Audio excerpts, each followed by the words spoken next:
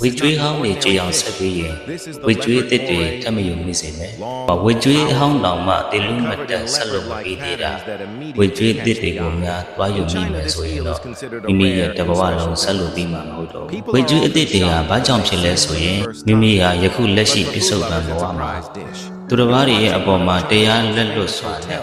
တတိလက်လွတ်စွာနဲ့ကိုထိလက်ရောက်ပြုမိလိုက်တဲ့ကာယကံလေးတွေမိမိကသူတစ်ပါးရဲ့အပေါ်မှာငါကသူ့ထက်အရာရာမှတာလွန်တယ်စီစဉ်ဥစ္စာသူ့ထက်ချမ်းသာတယ်သူ့ထက်ငါမြင့်တယ်ဆိုပြီးတော့သူတစ်ပါးရဲ့အပေါ်မှာကြမ်းတမ်းစွာပေါ်စည်းကနေပြီးတော့ပြောဆိုစိတ်ရည်ခဲ့တဲ့ဝစီကံတိဟုသောအကုသိုလ်ကံလေးတွေသူတစ်ပါးရဲ့စီးပွားရေးတွေပြည့်ရဖြစ်စီကြောင်းအကျိုးမဲ့ကိုဖြစ်စေတတ်တဲ့ကိုယ့်ရဲ့အတွေးအကြံတွေကိုကြံစီတွေးတောနေတဲ့မကောင်းတဲ့မနောကံတွေ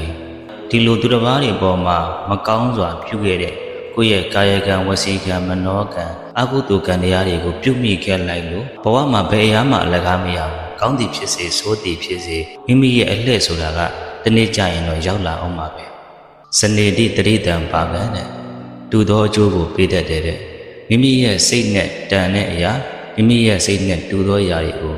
ပြန်ခံစားရတာပါပဲဒါကြောင့်ဝေကျွေးတစ်တွေမဖြစ်ချင်တော့ဘူးဆိုရင်ကိုဟာတရားလက်လွတ်မနေသင့်